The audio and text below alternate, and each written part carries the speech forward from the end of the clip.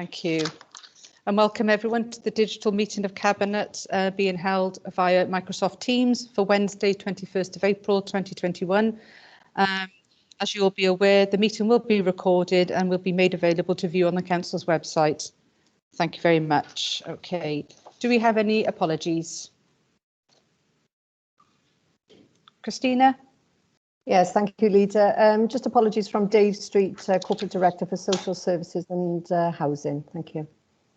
Okay, great. We'll record that. Thank you. Okay, declarations of interest. Councillors and officers are reminded of their personal responsibility to declare any personal and/or prejudicial interest in respect of any item of business on the agenda in accordance with Local Government Act 2000, the Council's Constitution and the Code of Conduct for both councillors and officers. Does anyone have anything to declare? Councillor Phipps? Yeah, thank you, Leader. Yes, I'm a company board director of EAS, which is being discussed later on in this meeting. Thank you. Okay, thank you, Councillor Phipps. Councillor Cook? Yeah, thanks, Leader. I'm the same as Councillor Phipps as well, but also on agenda item 8, a family relative works for Coffee Vista. So I just want to make that known. Great, thank you. Okay, Mr. Tranter, do you have anything to comment? Yes, on Councillor Phipps's declaration, that's a council appointment, Lisa. Yes, okay. So if it's a council appointment, it's a personal interest only. You're right to declare that. It's a report about EAS, so it's clearly relevant to your position on the board. So that's absolutely fine. Councillor Cook, did you say that you're a board member of EAS as well? A recent one, yeah. Okay, so the same applies to you. That's personal only. And then you say that a family relative works for Coffee Vista, is it? Yes, a distant family relative, but okay, yeah. Okay. In that case, it depends how. Right, the code talks about a close personal association. Okay, so you say a distant relative. If you feel that because the relative, you know of the relative is reasonably close to you, it might be the case, I suggest, that you stand down when that item is considered. So don't take any part when we get to that agenda item on the basis that you have a relative who works for that business. Okay? Thanks, Rob. Thank you. Councillor Whiting? Yeah, thank you, Leader. It's just on the back of the declarations on the EAS made by Councillor Phipps and Cook. I am on the joint executive group of the EAS as well. Again, a council appointment. I wondered if that would be something, or would it be different to the board? I don't think so, Councillor Whiting. I think once again, if you declare that, that interest will be noted. Again, it's a personal interest only because it's a personal appointment. By personal, I mean then that you can take a full part in the debate on the item and vote. Okay, thank you, members. Thank you, Rob. Yeah, thank you ever so much for that. Okay, we've clarified those declarations of interest. And can I first of all say welcome to everyone that's joined us on the meeting. I failed to do that at the beginning, so welcome everyone. Okay, we'll move to the next item on the agenda, which is to approve and sign the Cabinet held minutes from the Cabinet held on the 7th of April. Okay, if we can just go through for corrections and anything, if anything's amiss with those agenda minutes. Page 1. Page 2, page 3, 4, page 5, page 6, page 7, page 8, page 9, page 10, and then the end on page 11. Is everyone content with those? If I can have a mover and a seconder for those, please. Move. Thank you very much, Councillor George. Okay, yeah, okay, that was a number of, I think I had 3 seconding that then. And if you're all happy to approve those minutes, please, show of hands. Yeah, thank you ever so much, everyone. Thank you. Okay. Okay, on to the next item on the agenda then is the Cabinet Forward Work Programme. Again, this is to note that we're happy, and if just to make sure there are no mistakes or if there's any amendments you want reflected in that. Is everyone content with those? Councillor, oh, sorry, Christina? Yeah, thank you, Leader. I know Councillor Sean Morgan is normally quite vocal around the Forward Work Programme. And just preempting any comments from Councillor Morgan this morning, you will note that the Forward Work Programme only details the agenda items that you're considering today. And what you will find at the next meeting is that you will have the full month of council meetings in advance. It's something that I'm continuing to refine. I'm really mindful I don't want to be giving you a programme that isn't absolutely accurate. So that's something I'm just continuing to improve internally with officers. So if you could just bear with us for a few more sessions and we will get that right. Thank you very much, Leader. Okay, thank you very much. Councillor Phipps? Yeah, only that I'm happy to move this. Thank you very much. Do I have a seconder? Yeah, thank you, Councillor George. Okay, if I can have a show of hands then, given with that explanation from Christina. Thank you very much, everyone.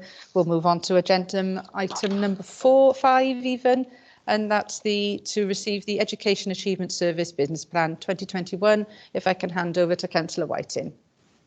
Yeah, thank you, Leader. So this report is about the draft EAS business plan, which contains the main priorities that the EAS believe will be relevant to focus on in the next iteration of the plan for 2021-2022.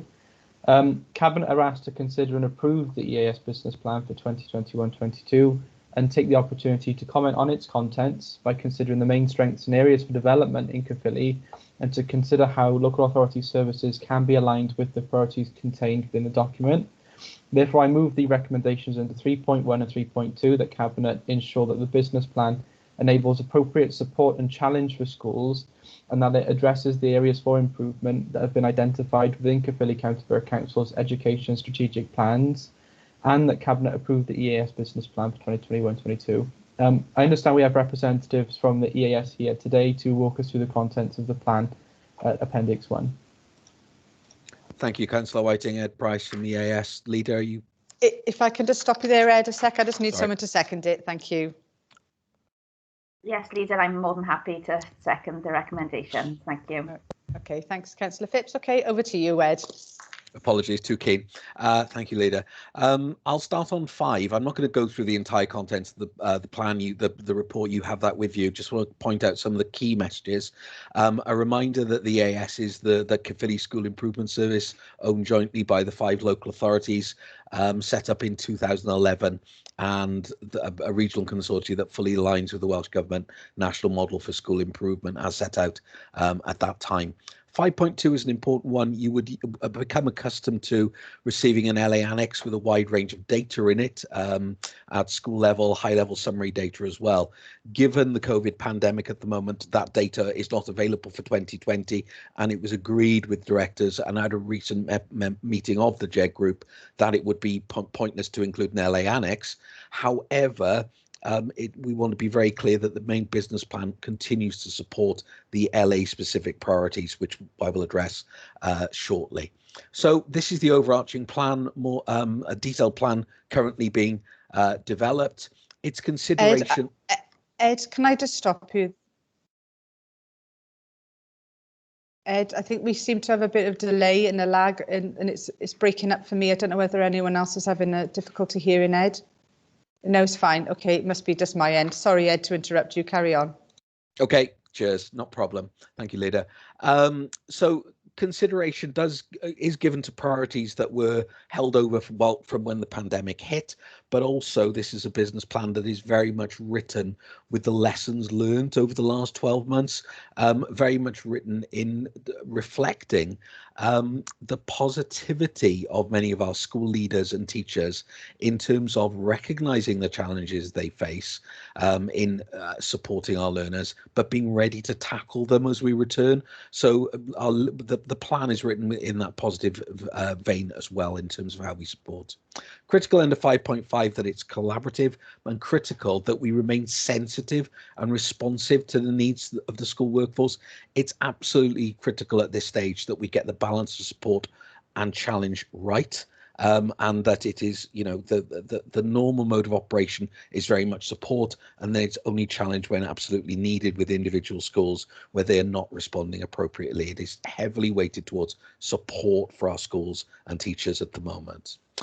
Building on what worked well, elements of that with governance as well, and there are elements of virtual professional learning that we will not do away with, because we've reached more teachers than ever in the last year than we had previously, directly interfacing them. We've had more of the right people delivering at conferences. We've had global speakers at conferences and inputs that we've had for teachers as well, so we can learn lessons from the best. So that's the over-communicating clarity element. I want to remind you that 5.10 mid-year evaluation was provided. We will provide mid-year evaluation for you to put into your scrutiny processes as you see fit for this business plan.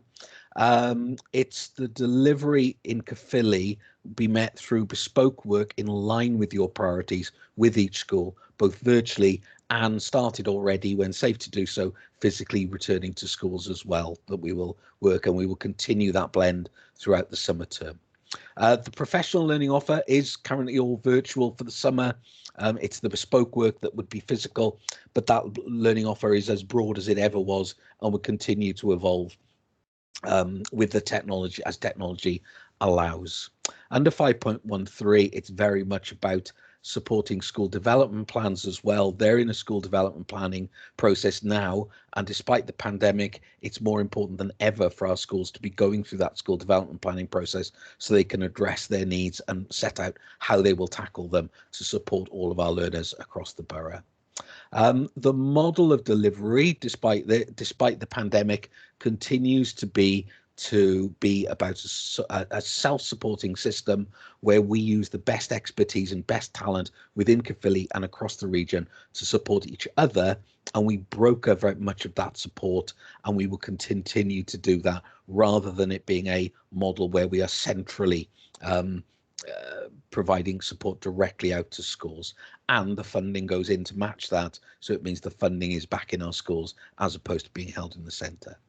The consultations, they're critical. You've mentioned in declarations that you do have various members who sit on our three key governance groups, the JEG, the Joint Executive Group, the EAS Company Board, and ARAC, the Audit and Risk Assurance Committee, and we welcome your inputs and oversight into those groups. The final element, I'm going to go, or nearly final elements, 5.20, it's worth a reminder of Caerphilly strategic priorities of the quality of leadership, the impact on well-being of pupils, and ensuring the continued implementation now of blended learning strategies. We'll never have a snow day again. We'll never have a child have to miss a day of education through being ill. You know, they should be able to have that access to materials with the amount we've learnt, probably 10 years of learning in 1 year, and supporting all of that as well, further improving pupils' acquisition of digital competency skills. I'm not going to go through all of our priorities because I feel that you can see that they reflect the Caerphilly and support the Caerphilly strategic objectives. I will go on to the finance element because I think there's some important elements in the finance element under 8.1. Worth reminding that the contribution is set up as part of a CAMA, the Collaboration and Members Agreement and Articles of Association designed in 2011, but updated periodically with the local authorities. And it is our aim and ambition to continue providing even better value for money and achieving financial balance every year. There's three sources of funding. The major two are the local authority core contributions and the regional school improvement grants from Welsh Government. It did say in risk that there were concerns about that regional school improvement grant, but the messages since this report's been written is that whilst there have been some efficiency savings that have had to be made through grant, the delegation rate to schools at 94.4% last year will continue, and you'll see our staff profile having reduced over the last 9 years. That is not as we have cut down with complete efficiency savings, it's delivering the same, it's delivering it through our partners in schools. And you will see the final element on the funding is that I believe 2% efficiency saving offered up to all the LAs in terms of the core contribution, reducing it to the 985 figure that you state there. That's been ongoing since 2012 as well. So that was the final element for me on the finance implications, and I will hand back to you, Leader. Jacoba. Diolch, Ed, and thanks ever so much for taking us through that. And again, I suppose in the learning world, this has been a year like no other, hasn't it? You know, and I think, you know, we're all in terms of that learning curve, in terms of the blended approach, etc., has been phenomenal for across everywhere. So I just want to say thank you to you and your team for that as well. Okay, do I have any questions? Councillor Ross Whiting.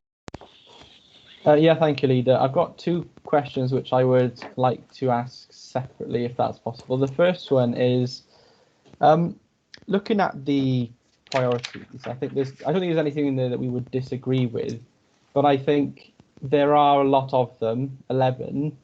So amongst the priorities that the EAS have, are there sort of are they in order of priority, or are there main priorities within the priorities that you would say are the big, say, 3-4 things that you really want to focus on, or is it kind of, are they all to be done at the same time separately, if that makes sense? They are in priority order, with the well-being at the top being the bedrock of everything. And you'll notice the well-being is not just about our learners, but about our practitioners as well. It's meeting then as number 2, the supported schools in line with their improvement priorities. We have to recognise that it is schools who know their schools best, and we are there to support them with that. Quality of teaching and learning as the 3rd you would expect to see there, and the 4th of disadvantaged and vulnerable learners, again with partners in LA and critical role for additional learning needs there, but it is still a priority for us. Curriculum for Wales, the 5th one, is still the direction of travel, still Welsh Government priority. Schools before pandemic, many were on the journey for it. Many of the others after that are about the leadership, so those have been split up into more specific, so you could almost count those as a 5th towards leadership, but we've included specific groups such as governors in that leadership, the national programs in there, so that I would describe it as synthesize it down to those 5 really. But a good question, but they need to be explicit, we feel. Okay, so my next question would be then, how for those top priorities, how will you know that you've achieved those in the way that you plan to?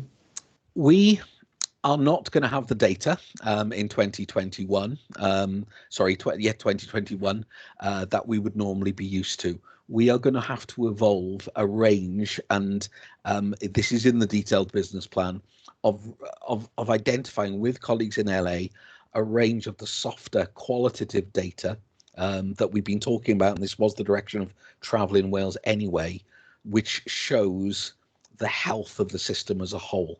So we're looking at the quality of leadership in schools, we're looking at the quality of teaching and learning schools, and the ability of leaders to judge it. So I don't have that definitive list yet, but we are, with partners, working on that range of qualitative rather than quantitative, which will hopefully be more positive for the system as a whole and our school leaders as well.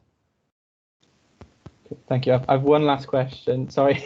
It's okay. It's about schools that and you know, I think from what I have seen, there are some schools that are more keen and willing to engage and to receive support, and others which kind of are less so.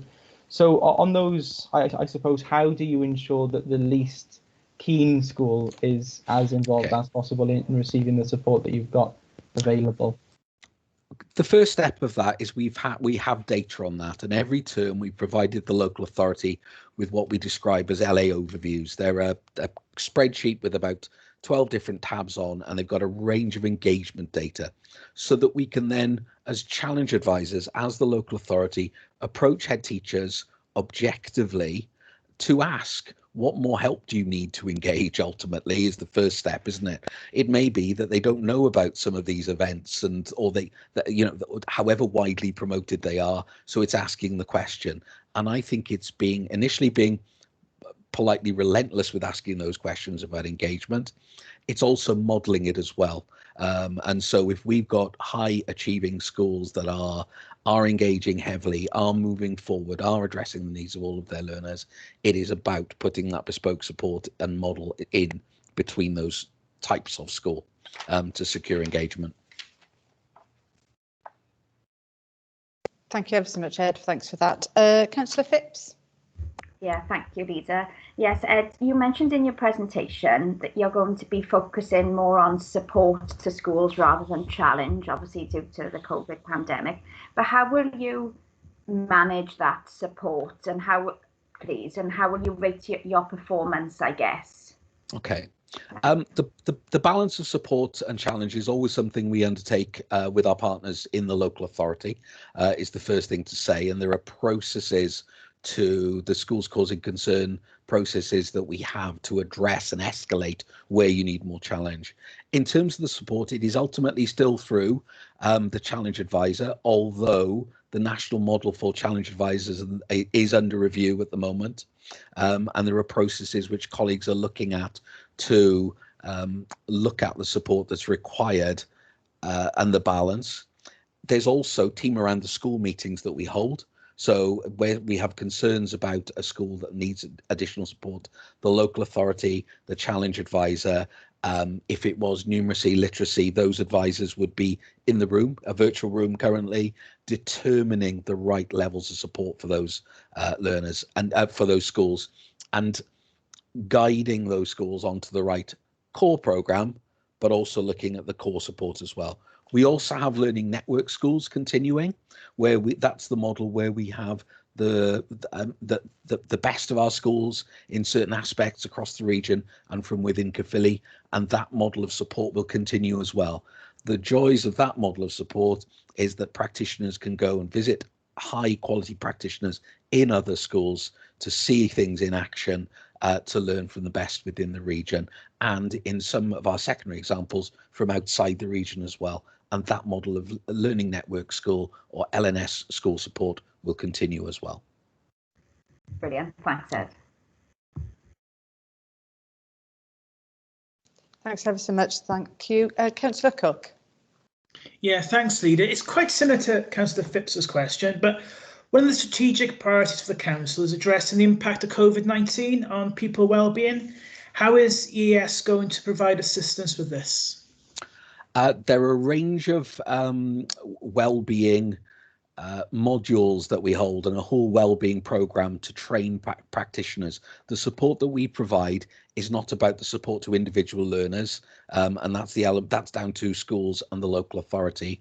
Ours is very much about the programs of well-being that you can do, the strategies that schools can undertake, and there are a range of programs led by my colleague, Assistant Director Kath Bevan, who and her small team lead on the elements of the best practices in wellbeing and sharing them across our schools. And Kath, I know, works very closely with colleagues in the ALN through the regional ALN forum, works very closely with colleagues in local authorities as well.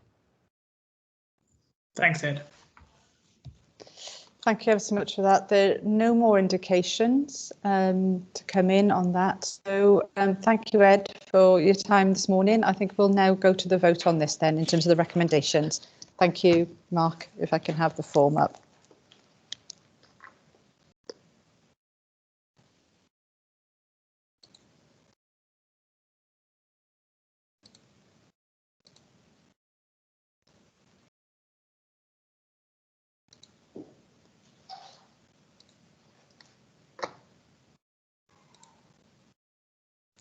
Okay, that's unanimous. Thank you, everyone.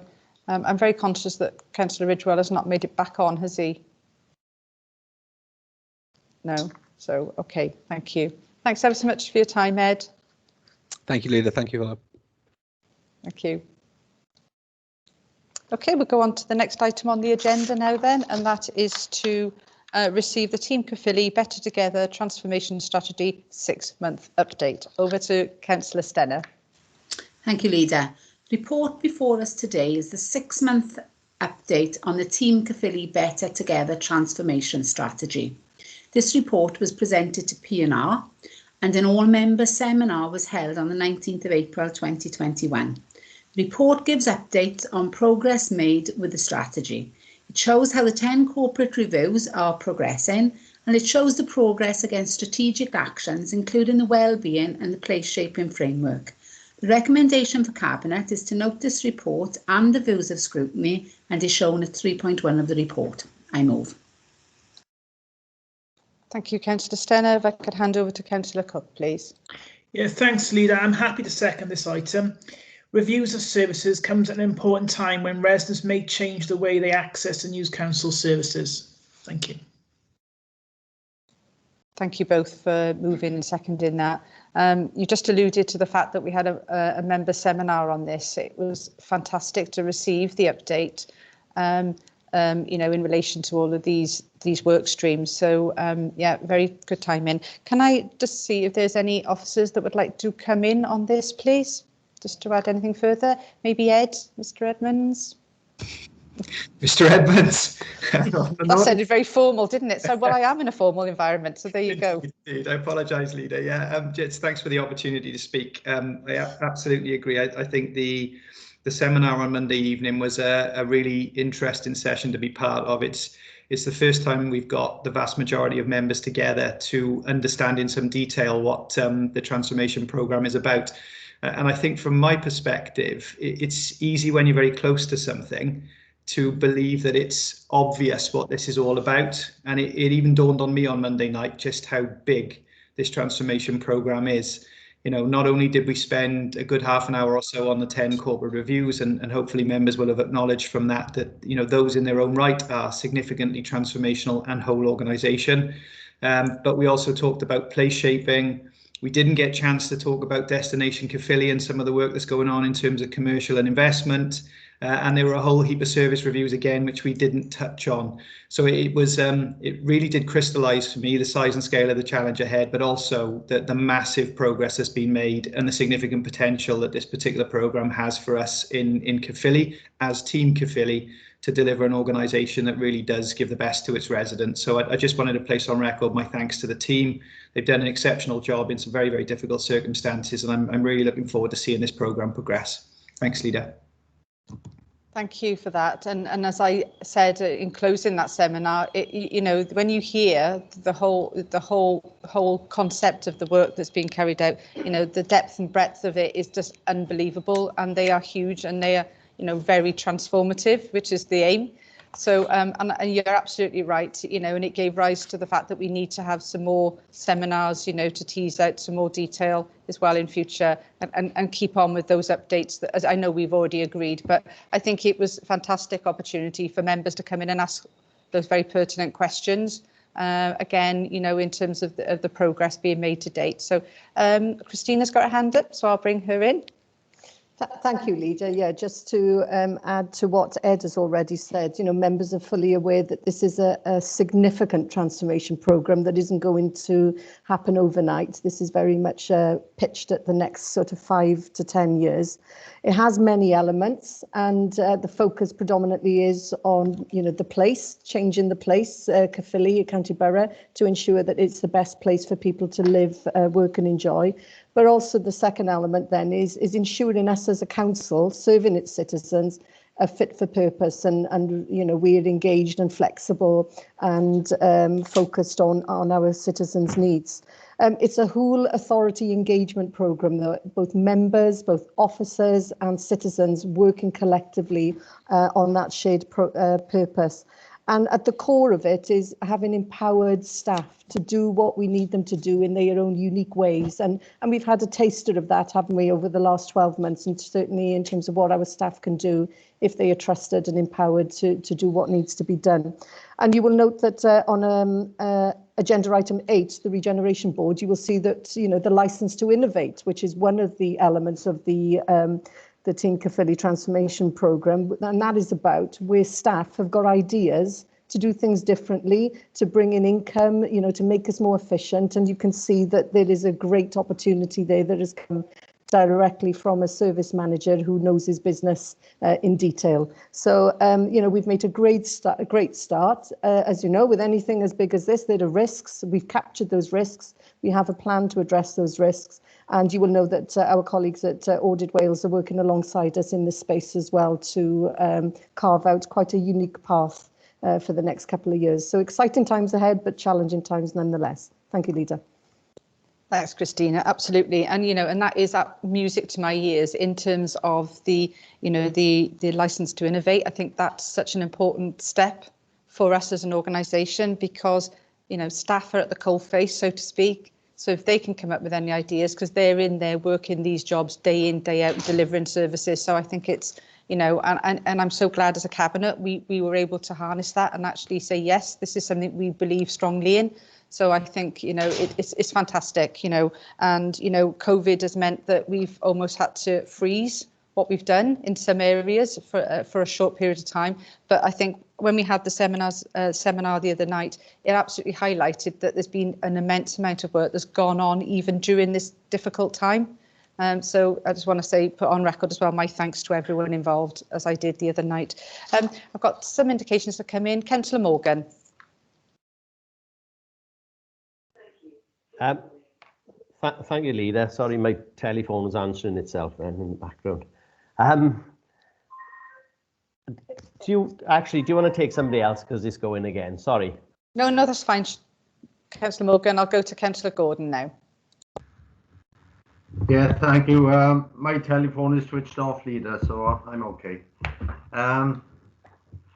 On the corporate reviews, the 10 corporate reviews, I know we've had updates at various scrutiny committees, but have we got any time scales when some of these may be implemented?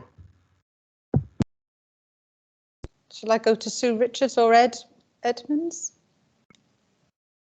I can give a general answer to that, Councillor Gordon. We are looking at dates for all the reviews. We've got a programme board that monitors the progress. You'll note on the forward work programme scrutiny that we've got the volunteering policy coming to members in May, which is one of the reviews I'm actually leading on myself, which is the community and volunteering policy. So that's coming to scrutiny members in May and in with Cabinet. So outcomes are starting to progress through the decision-making framework, and within the dashboards, which we can share with Cabinet members, the detail is in there of the proposed outcomes when we know those outcomes, because that's progressing through the decision-making framework. Thank you, Leader. Thank you. Thank you for that, Sue. Ed, did you want to come in and add any further comment? Just to back up what Sue said, you know, these are wide-ranging, multi-annual reviews, so they're not going to be delivered quickly. And I think it's important that we recognise the size and scale of the change is going to require a lot of effort over an extended time frame. But as Sue's just alluded, there are some of these reviews that will be coming to fruition very shortly. Volunteering policy being one, you'll be aware of the progress we made around Agile as well being a second. What I can assure members of is as each of those reviews progresses through its data collection phase onto kind of shaping some proposals for change, those will be shared widely with scrutiny and with yourselves as Cabinet. So as soon as we can get those factored into the Cabinet forward work programmes, we will do. Look forward to some exciting decisions to be made over the coming months and years. Thanks, Leader. Yeah, thanks, Ed. Christina, did you want to come back in? Yes, just to advise members that we're currently reviewing the governance arrangements around the Team Caerphilly transformation programme, which we'll be bringing to you, which I'll be bringing to you separately for discussion shortly. And certainly some of those issues that Councillor Gordon has raised will be able to be addressed through the proposed structure. Thank you very much. Thank you for that. Councillor Morgan, have you finished with the phone? Yeah. The working from home can be great, but it's not without its glitches. Yeah, my apologies. And I don't know, obviously now because I had to dart off there, whether I'm going to be asking a similar question or not. So bear with me. But first of all, I'd like to say You know, this is a really exciting time. These are going to lead to significant changes. It's great to see the council and Wales Audit Office almost working collaboratively on this. You know, because obviously it's making these great changes is a risky business, but you can't, you know, you mustn't be afraid to take risks. I was just wondering about the data sharing and collection, and is this set to lead to sort of cut down on duplication? Is it going to enable us to, more joined up thinking? Is it going to help the council to, you know, not to be working in silos, but to be working as a single entity? I'm just wondering if we've had any indications yet from the information gathering. Ed? Yeah, in a nutshell, Councillor Morgan, that's exactly what we're trying to achieve. I was trying to recall, and members will be familiar with the slide that James presented on Monday evening. There was a time when there were just 3 E's of economy, efficiency and effectiveness. There are now 7. I must be honest, without the slide in front of me, I'm struggling a little bit beyond. One was definitely around equity or equality.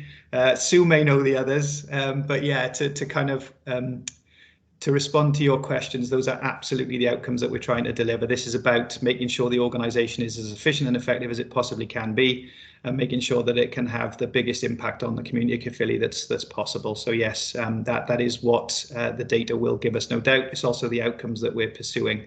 So look forward to delivering that for you all. Thank you, Ed. Okay, yeah, absolutely. And the outcomes are so important, aren't they? You know, so thank you for that. Are there any further questions? Okay, no, all right then. If we can have the voting form then for this item, please.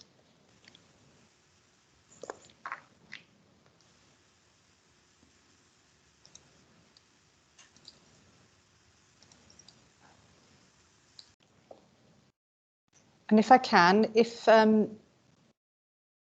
Councillor Ridgewell, are you? Oh yeah, you're able to vote this time. Fine, thank you. Great, thank you. That's been passed and that's unanimous. Thank you, everyone, and thank you to Ed and Sue there for their contributions, and Christina's. Thank you. Okay, we'll go to the next item on the agenda, which is the corporate performance assessment. And again, this is the 6-monthly update for 2020. If I can bring in Councillor Stenner. Thank you, Leader. The purpose of this report is to present Cabinet with a corporate performance assessment, which is part of the Council's new performance framework. The corporate performance assessment provides a summary of information and analysis for the 6-month period April to September 2020. The corporate performance assessment is a self-assessment of the authority's progress across a wide range of information types. Beneath the corporate performance assessment are the directorate performance assessments, which are detailed sources of information for each directorate. Both these assessments give the opportunity for Cabinet and scrutiny to ask how well the authority is performing and what evidence is being used to determine this. This report shows what dates the directorate performance assessments were presented to scrutiny, and the feedback of scrutiny is provided in the report. The recommendations are shown as 3.1 for Cabinet to discuss, challenge and scrutinise the information contained within Appendix 1 of the report.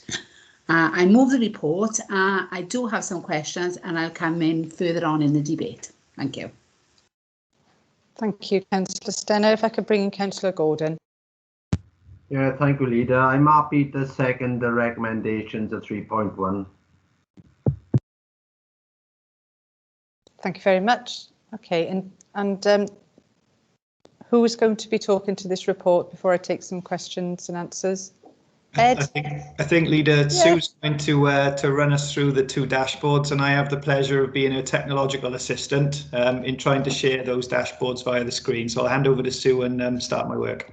Diane. Thanks, Ed. Right, while my able assistant is sharing the dashboards, I'll just come in really on just pull up 5.9, the conclusion of the report, because I think that's key for me, is that the dashboards become a single source of the truth. So it enables key aspects of performance to be discussed, actions to be agreed, and very importantly, learning to be generated. The ability to specifically link individual contributions to organisation goals provides a platform for us all to understand how they fit and be recognised as a part their play in the delivering the council's objectives. So I think that was really key for me, really, that conclusion to the report. This is the, Ed's just shared sheet 1 of the report, which is the Chief Executive summary. Ed, can you go on to sheet 2, please? There we go. Okay, so you can see that the corporate performance dashboard is very visual. It allows you as members to look at our priorities, the Team Caerphilly action plan, the corporate management team priorities, finance details, risk register, wellbeing objectives. And as members, it also facilitates you clicking on these areas to get a lot more detail and dig right down into the individual figures behind the presentation at the front screen, which is a summary, which is also important. Next one, Ed, if you go down.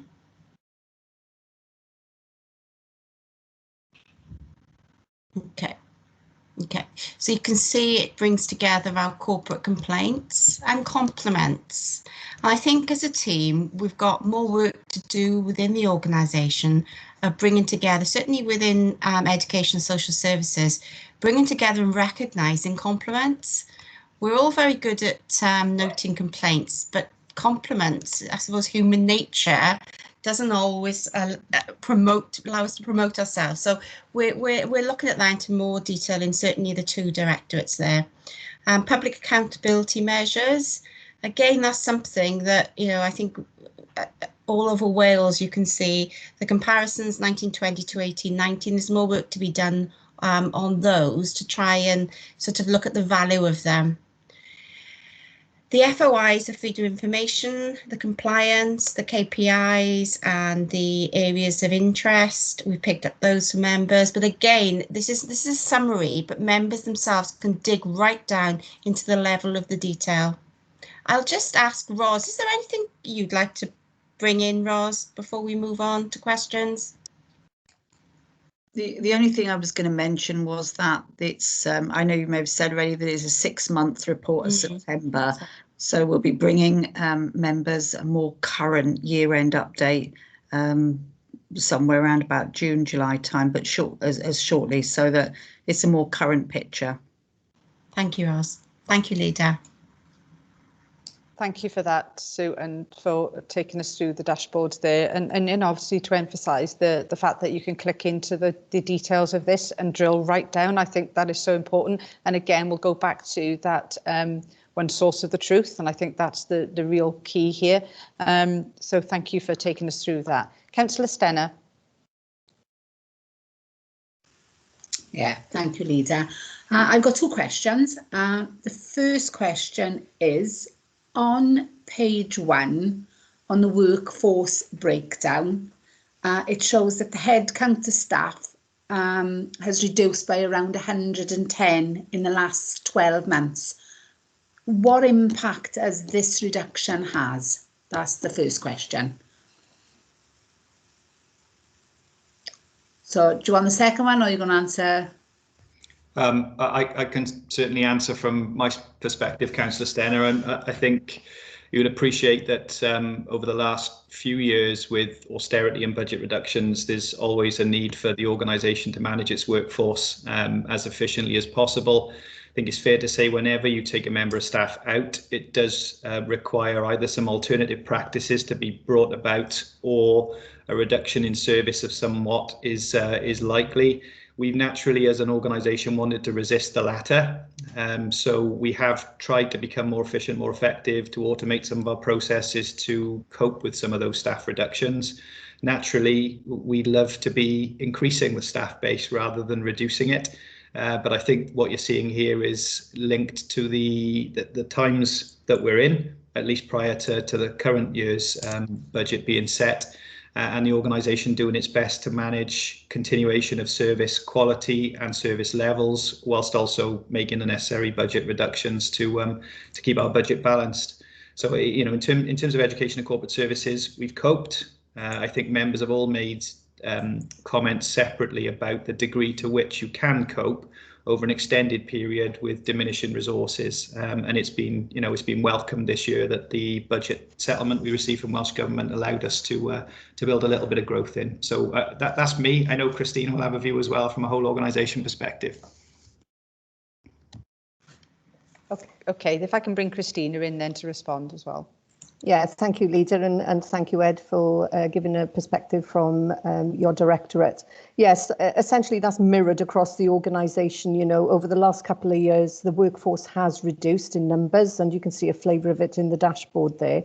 It has had some impact. You know, we have reconfigured services wherever possible to ensure that, you know, that loss isn't impacted on the front line, but it would be remiss of me to say that in some areas, you know, the ability to deliver the standard of services that we have been able to do previously has been impacted, and certainly members have made their views known, you know, directly to yourselves and also to us as officers.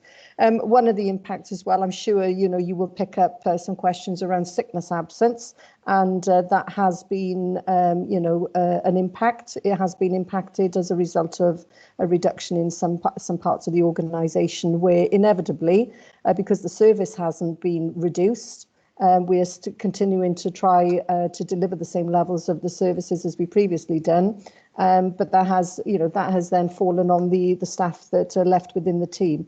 So, you know, that was one of the factors that you know, really underpinned the whole approach of the transformation agenda that we've just discussed, because we collectively knew that we couldn't sustain this. We couldn't keep salami slicing what we were doing. We needed a fundamental shift and a fundamental change of approach, which we've you know, beginning to embark upon. If I may, Leader, I'd just like to make a few comments around the dashboard. You know, this the one version of the truth, I think is absolutely essential. We have a very diverse and large organisation, and both as a corporate management team and you as a cabinet need to be able to, at the tip, you know, of your fingertips, be able to know in detail exactly where the organisation is in a number of key areas. And this dashboard actually provides this for us. And as the leader has said, you know, we are able to delve down right into the detail, into the minutiae, to actually, you know, really probe and everything we do. And what this allows us to do is to make evidence-based decisions, you know, so that, you know, the question that Councillor Sten has just asked about the staffing impact, you know, we've now got the data, we know, and not just the data on staff numbers, but you can see on the screen there that how that links into other sort of key indicators for us. So it's a process that needs to be refined, but it's absolutely a massive step that we've taken over recent months to get to this place. And the use of the technology really does make this a lot easier. But I just want to put on record my thanks to the staff who've made this happen for us. Thank you, Leader. Thanks, Christina. Thank you for that. Elena, did you have another question? Yeah, my other question was the number of FOIs responded to within the statutory deadline times. Why did we miss so many? Now, I would presume that this is down to the COVID situation again, but could I have some clarification on that, please? Yeah, you're absolutely bang on, Councillor Stenner. It was the first 6 months of the pandemic. There were sickness absence issues. There were redeployments from across that team into other key frontline areas that the organisation needed support on.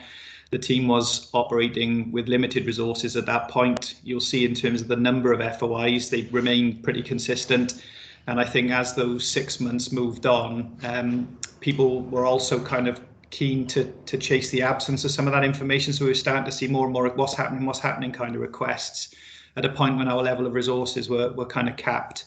So we have looked to address that in the months that followed. We have bolstered the team. Some of those members of staff have returned to the team, and you know, we're keen to get back to our usually high standards in terms of compliance.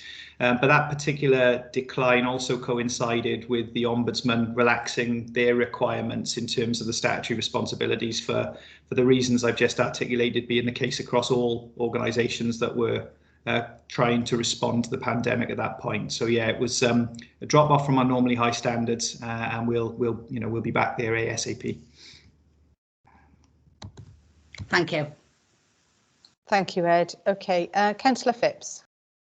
Yeah, thank you, Leader. It's not a question so much as a comment, really. In the areas of interest that's currently on the dashboard page in front of us, the WHQS unavoidably delayed, but as we are all aware, we were on track to complete our WHQS programme by December 2020, and there's nobody more disappointed that didn't happen than myself and some of the housing officers. But obviously it was due to COVID, and I'm sure we will meet the deadline of the new deadline set by Welsh Government of December 2021.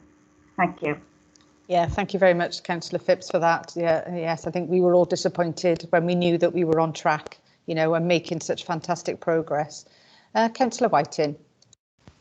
Yeah, thank you, Leader. My question is on complaints and compliments. So on the education front, it would appear from that it's that the education area certainly has a higher number of complaints than other areas on there. Although not many going into stage 2, or in fact 0 going into stage 2 or being escalated to stage 2. So I just wonder what kind of complaints these were and why there are so many on that particular area compared to the other areas. And in terms of compliments, I guess it's the opposite story in the sense that there are a few ones. And I think Sue touched upon it, that it might be the kind of data that we're gathering for this. There may be those compliments, but they're not reflected here. And I wonder as well whether this a lower number might be because, say, compliments may be going to schools directly, and is that something that we would necessarily see at a corporate level? So I guess that would be my question on that. I have another question on something else later as well. Okay, if I can bring Sue in first to respond to your first question, then Councillor Whiting. Thanks, Leader. Yeah, I think to wind back, this was for the first 6 months, April to September, so the first 6 months of the pandemic. These are, in the main, school-based complaints. And I think the level of anxiety, quite rightly, and concern amongst our parents on the impact on education, the blended learning model, there was, a high level of anxieties, which isn't surprising. So they did need to more complaints, hence the 75 you've referred to, Councillor Whiting. I will say, and I mentioned at the beginning about it's essential for us to take learning from data. And I think the learning that we've taken from this and with my education hat on now, is that Kerry Cole has arranged, we do training anyway with heads and governing bodies, but I think this level of the nature of these complaints and the level of anxiety in them, I think needed us as a education team to refresh that training and widen it a bit. Social media is becoming more prominent.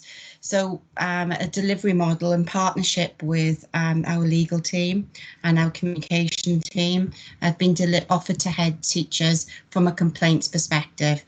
As regards compliments, I think, we've certainly got to start realising the importance of bringing those forward. We get an immense number of compliments as a team, schools do, but we've got to make sure that they are logged in the same way. There's a note on there, quite rightly, saying needs further analysis and review of data sets available, and that's our job within the performance team to look at that and see exactly how we can bring that forth. So it's really key. I quite agree with you, Councillor Whiting. Was there another question I didn't answer, Leader? I think Councillor Whiting has another question. I do, and thank you for the answer, Sue. It makes a lot of sense what you just said, and I hope that now, as those fears have been allayed now, as COVID has progressed in time, that we should hopefully see fewer complaints in the next time we see this report. My second question, my second question is on the public accountability measures, and it's just for clarification, really, that it does appear, though, although it's just over half, and there are also those that have been maintained. Would your assessment be that it is an improving picture in general on our public accountability measures? I would, but I'll call in Ros, who is an absolute expert in this area, which I don't pretend to be.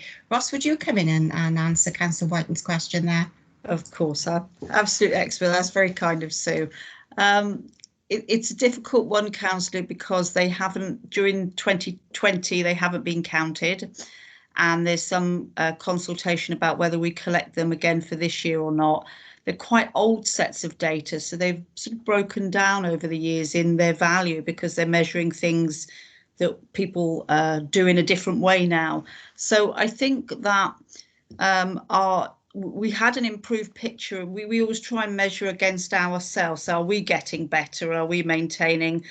As opposed, we do measure against other authorities, but we find there's more value in saying, are we getting better or are we not? So I think this picture for 19, 20, 18, 19, we did show an improvement. They're very small numbers, so it's always a bit worrying doing it in percent because they are really quite small numbers now. Used to be hundreds of them, and now I think, you know, it's down to sort of 20, 30 things, so it's quite small numbers. So that was showing an improving picture, but they haven't been collected for the last 2 years, you know, with COVID sort of last year and discussions this year. So I don't know how it will look or whether they'll continue to gather this information going forward. I just noticed Christina would like to probably come in on the back of Ros. So thanks, Ros, for that. Yeah, thank you, Leader. Thank you, Ros.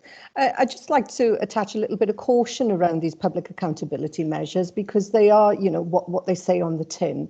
And very much we are in the place where we want to measure what matters and what is important to us so that the rest of the dashboard is very much in that space.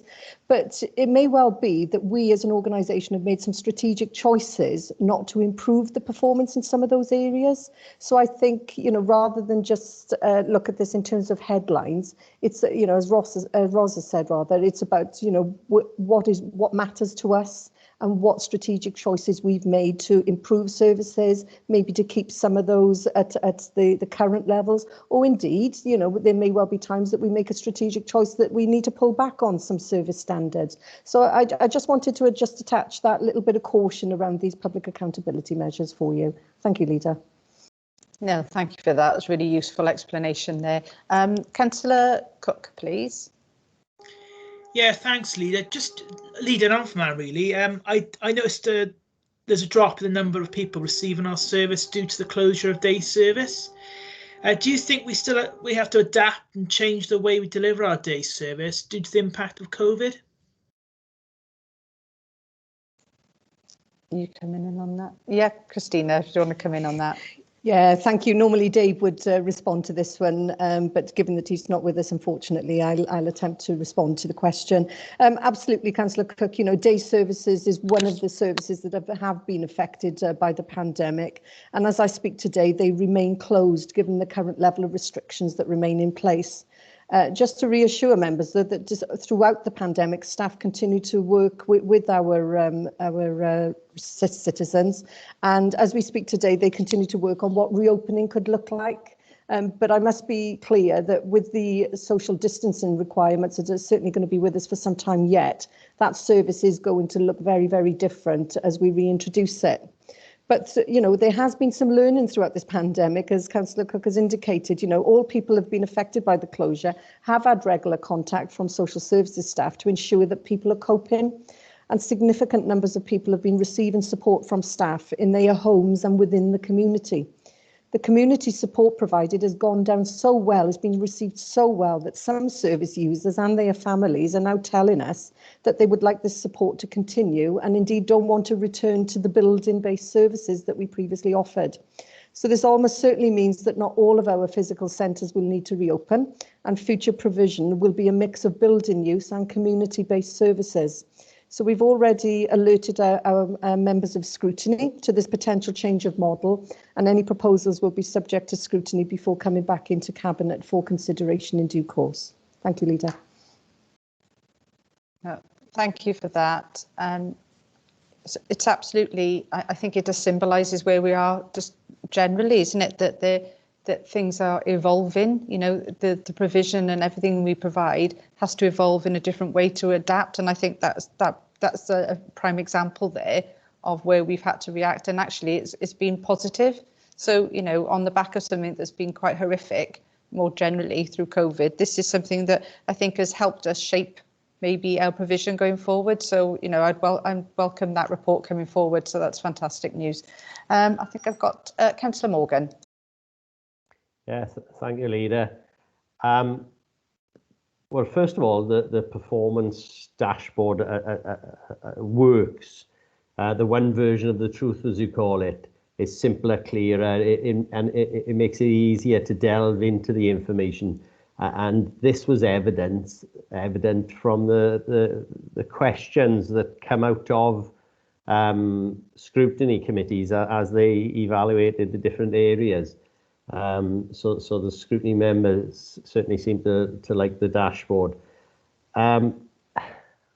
I wanted to mention something about the compliments. You know, as somebody who used to sit on the Health and Social Care Committee, and I spent many years visiting different social services, day centres and different care settings. There was nothing but compliments for both the staff and the services offered by the council. So yes, there's definitely further work needed there to capture that data, because that certainly isn't reflective of you know, my experience. But I would just like to ask one question on the number of Freedom of Information requests received. You're talking about 1,200 Freedom of Information requests a year. It's a phenomenal amount of requests, because I know how much work goes into putting the information together for any single Freedom of Information request. So are we learning anything from dealing with this amount of FOIs? And is there a way that we could be perhaps, you know, I suppose what I'm asking is, do residents have to go straight into the Freedom of Information request route? And is there a way that we could be signposting or talking to them before we go down that costly route of providing a Freedom of Information request? Yeah, that's a really interesting question, Councillor Morgan. You know, are you alluding to the fact that, you know, maybe FAQs and data that we share more in the public domain is more readily available for people to access? It's a really good point. And I think maybe Mark Williams, do you want to come in and respond to that? Yeah, thanks, Leader. Yeah, good point, actually, Councillor Morgan. I'll give you an example. So for years, and they still come in now, we have lots of FOIs related to public health funerals. You know, where an elderly individual has possibly died without any family, no money to pay for the funeral. A local authority has to intervene and provide a public health funeral, public health burial at kind of minimal cost. Mike Hendon and his team developed quite some time ago a data set and a number of FAQs that are on our website. So, I mean, this isn't possible in all situations, but it certainly can be used. So when, you know, it doesn't stop those FOIs coming in, but all that happens then is the individual is then pointed to the FAQs on our website. So it saves officer time in having to respond, because they're all slightly different. But obviously that isn't possible for all of them. Oh, thank you for that, Mark. Christina, did you want to come in and comment on that? Yes, thank you, Leader. And as Mark has already indicated, you know, just from a departmental point of view, but corporately, there's a wide variety of the information that we are asked to provide through FOIs. And it comes from a wide-ranging audience. You know, we get a lot from, you know, the BBC and sort of the media sort of aspects who are seeking certain pieces of information. Also, you know, we get some from the general public, and we also, you know, we very much urge the general public to use other forms of interaction with us rather than go through an FOI, because very often that information we're more than happy to provide anyway without going through the, you know, the regime of an FOI. And also, you know, in fact, we actually get FOIs from elected members as well. And certainly, you know, I take a lot of time with elected members, just to urge elected members just to speak with us outside of using that process, because it's completely unnecessary and just adds to a lot of bureaucracy.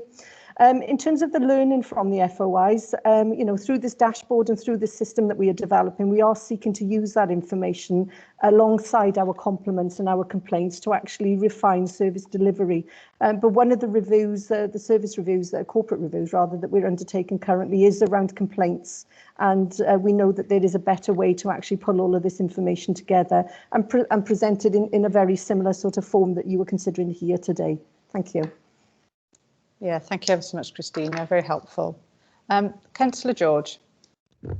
Thank you, Leader.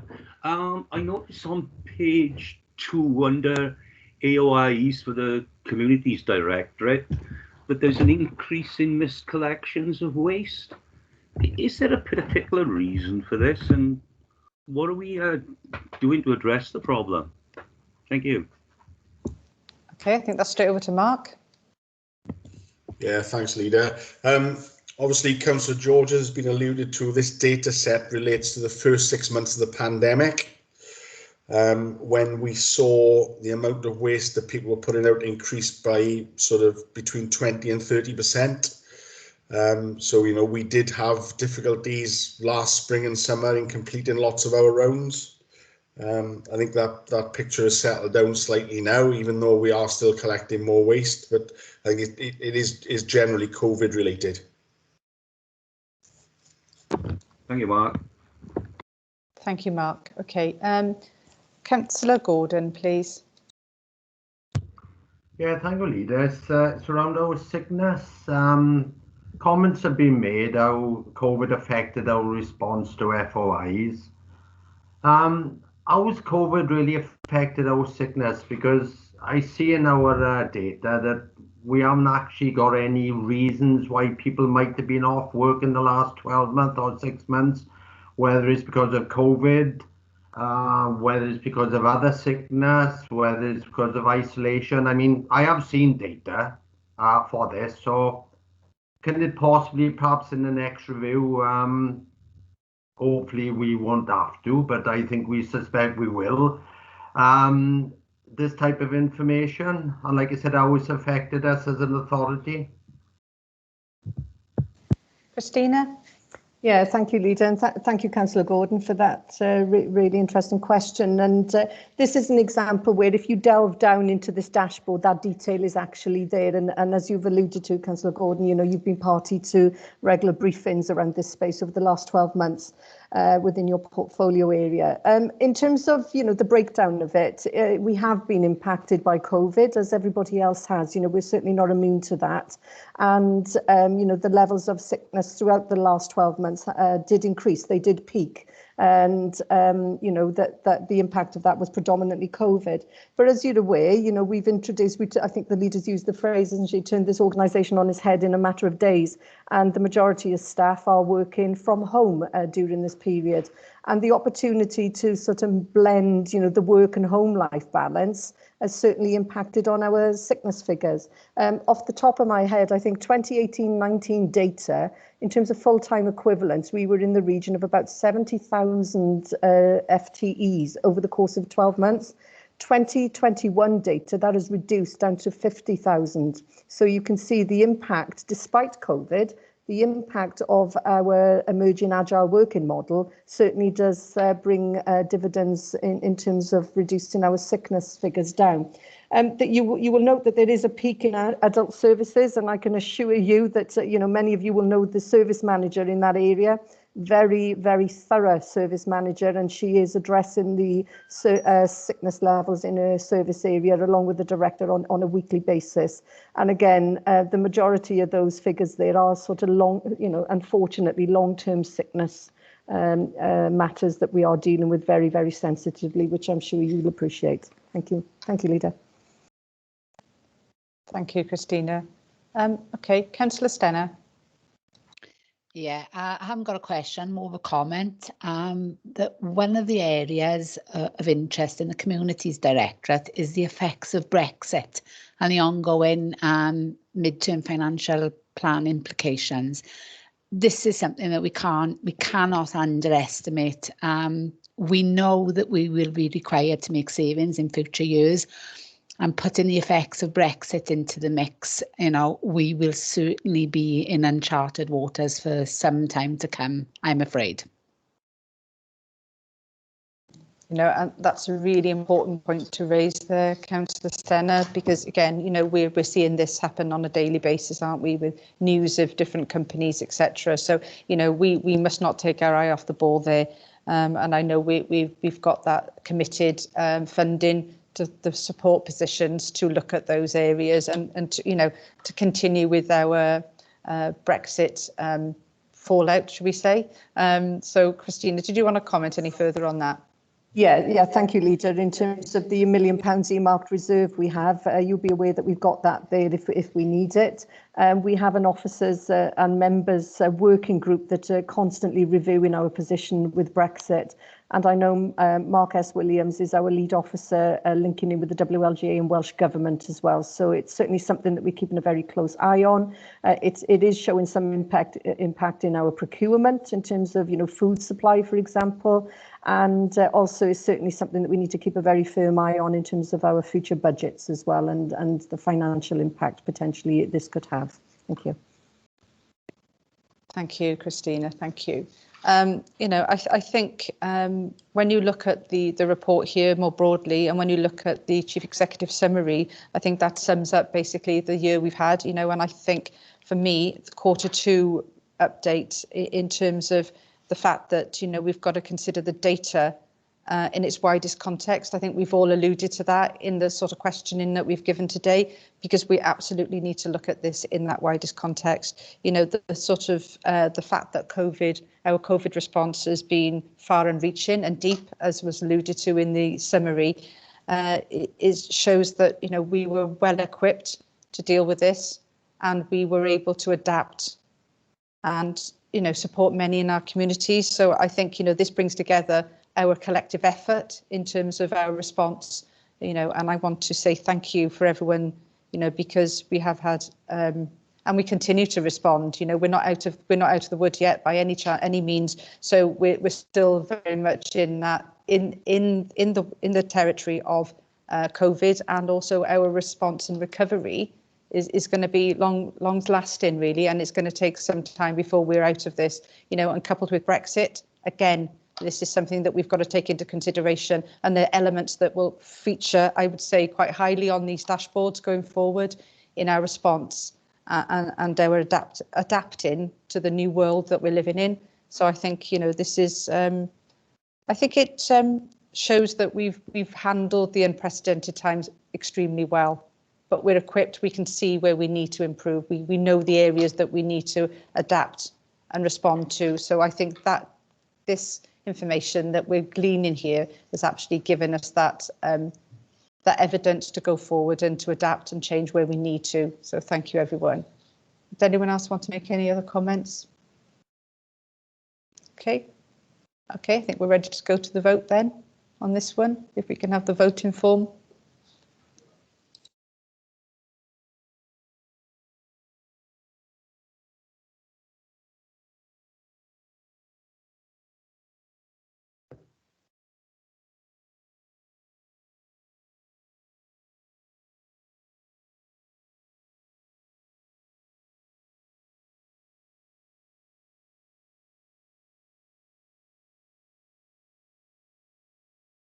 That was unanimous, sorry, and I was on mute, sorry, and thanks, Ed, for taking that down. Okay, on to the next item on the agenda, and I've lost my agenda. Okay, we're on to the Regeneration Board and project proposals, and if I can hand over to Councillor Morgan, please. Yes, thank you, Leader. This report was presented to, and it was supported by the Regeneration Housing Scrutiny Committee last evening. In May of 2018, the Cabinet agreed that a Regeneration Project Board would be set up with a cross-party political representation of councillors and officers. This group is supported by a regeneration assessment panel consisting of officers from a range of services. within the organisation. The Regeneration Assessment Panel have met on numerous occasions to consider the prioritised list of capital projects which have been identified by the board to move to the assessment stage. Following subsequent cabinet approvals since February 2019, numerous projects have been endorsed with financial assistance provided from the Regeneration Board. Of the £1.5 million of funding that has been available to date, there's just short of 1.4 million has been spent on capital regeneration schemes across the county borough. So talking to the recommendations and the reason for the recommendation, this report seeks cabinet approval for the allocation of the residual 100 or so £1,000 project board monies and for it to be allocated to progress feasibility, development and delivery stage works in respect of the very important Bedworth Bridge Highway Improvement Scheme. You'll all be aware of the bottleneck that can occur there with the traffic. In December 2020, Cabinet resolved to allocate £50,000 seed money to the Regeneration Board to progress concepts and ideas under the Licence to Innovate initiative, Fabulous initiative, and this report asks for Cabinet to note that £20,000 of this funding has been allocated to the gelato counter at Coffee Vista in Caerphilly, and essentially asks Cabinet to agree to allocate a further £1 million to the Regeneration Project Board's Development Fund to be funded from corporate services capital earmarked reserves. And this is obviously to enable the continuation of the fantastic progress that's already been made by the Regeneration Project Board to deliver strategically important regeneration schemes. So I'm very happy to move the report and the recommendations contained within. Thank you. Thank you, Councillor Morgan. Councillor George. Thank you, Leader. Yeah, I'm happy to second the recommendations in the report. Thank you. Okay, can I go to officers now to bring anything more out from the report that we need to be aware of? Rhian, great, thank you. Yes, thank you, Leader. Thank you, members. Yeah, as Councillor Morgan said, this is a regular report that comes before Cabinet. As the Regeneration Board progresses schemes, assesses schemes and recommends schemes, obviously we bring regular updates into Cabinet.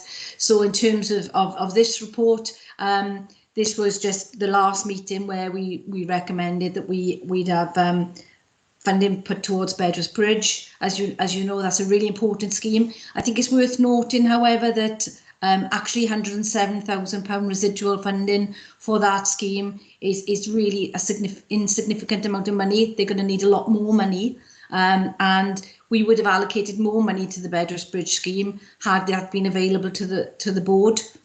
So just to be aware that the 107,000 won't conclude that feasibility work, it'll just commence it.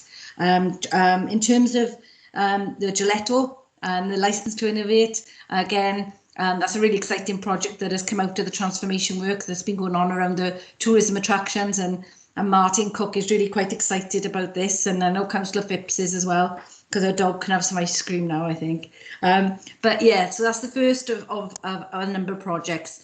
Just to be aware that we have subsequently met since this meeting, because we do meet regularly, and a number of other schemes are now progressed through the board, which will form the subject of another report in due course. But obviously that's clearly subject to Cabinet making that additional £1 million available to the Development Fund, because obviously if that decision is that you're not going to support that recommendation, then clearly we won't be able to progress further schemes through the Regeneration Board, because the funding won't allow us to do that. But other than that, I think the report is self-explanatory, and I think Councillor Morgan's covered it. I would just add that the £1.5 million invested in the Development Fund, we believe will leverage in the region of £98 million into the county borough. So it's a good return on the investment. So I just wanted to add that. Thank you.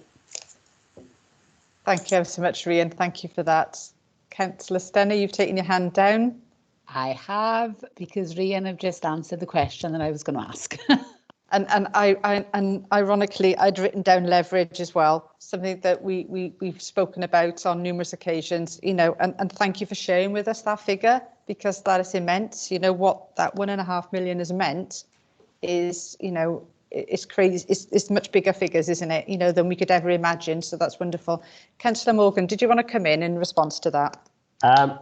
Yeah, just I realise that Leonard's question was pulled from under her there, because it is quite astonishing, and it is something I'm glad that Rhian had pointed out, that 1.5 million leveraged in £98 million, and that's just talking about the pounds, shillings and aspect of it, you know. The wider positives to regeneration schemes, you know, you can't count them in monetary terms. You count them in well-being terms, and I think that maybe there needs to be a way of measuring that, because you know, when you, for instance, when you put a park and ride scheme in, you know, you alter people's traveling. You alter, you know, you make, you know, big changes to their lives. You give people access to work and such like. So that's all I would like to say, is that is just the best argument.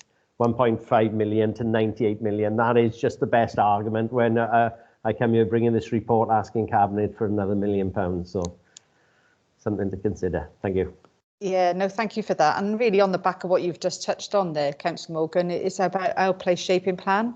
And what that does is more, you know, in turn as well, in terms of that return on that investment and those monies that we've allocated, you know, what we spent 2017 to 2020, what we're in the process of spending now, and what we hope to spend in the next 4 to 5 years, absolutely does the same. It has the same impact, you know, and that well-being and future generations is very much that focus, isn't it? And of our regeneration of all our communities. So, you know, it just goes to show that when you look at this seed money, you know, in some times it is small amounts, but what it means it can do, you know, further down the line. So, you know, I'm glad you've highlighted that, even though Leonard was going to ask that question. I think it's so important that we link in and remember that regeneration, the place shaping and everything that it can do for our communities is so important. Councillor Phipps, is it about ice cream? It is, yeah. It is to say I'm excited about the ice cream, but it's also, it'd be remiss of me to say that I'm not excited about the Bedwas Bridge proposals too. So as the ward member, so thank you. Thank you for that, Councillor Phipps. Okay, there's no more indications to come in there. I can say thank you for bringing the report again. You know, it's always great to receive these updates. Rhian. Yes, thank you, Leader. I just wanted to add one thing, because it's quite pertinent for the current thinking around the Levelling Up Fund. And as you know, the UK government has announced the Levelling Up Fund, and the 3rd of March we were invited to put bids in with a deadline of June the 18th. And I know we bring the report forward for your consideration with regards to that, but that just emphasises the importance of this development fund in terms of ensuring that we've got schemes on the shelf ready to go when these opportunities arise. And you know, there's no way you can develop a project from scratch in a 3-month period, and you need this funding absolutely desperately to ensure you've got schemes up there. And when the opportunities come from Welsh Government or from UK Government, wherever, you know, you've got the projects that you can submit to draw down these multi-million-pound amounts of funding. So it is really critically important to have that live development fund. Thank you. Yeah, no, absolutely. And I'm glad you've reminded us of that, because you remember we had a conversation, is it 2 years ago now, where we talked about having these oven ready projects and those shelf ready, you know, so that we were fit to go. And so also that we didn't lose out on the opportunity for any, you know, huge sums of money, you know, because we could have had some high intervention rates on projects and, you know, and have partnership working on things. So it absolutely enables us to be on the front foot, doesn't it? So, you know, and I'm glad you've reminded us of that, because it's imperative. And I think the same goes for the regeneration board, the place shaping plan, and, you know, and understanding we need to have those projects on the shelf ready to go at the drop of a hat, you know. And as you say, this money affords us that opportunity, doesn't it? It gives us that, you know, that the way to look forward for the 5, the 10, the 15 years ahead. So I'm glad you raised that. So thank you, Rhian. Okay, I think we're ready to go to the vote on that one. And as we've just said, I think this is a fairly easy one for us to approve today. So thank you. If I can have the voting form, please, Mark.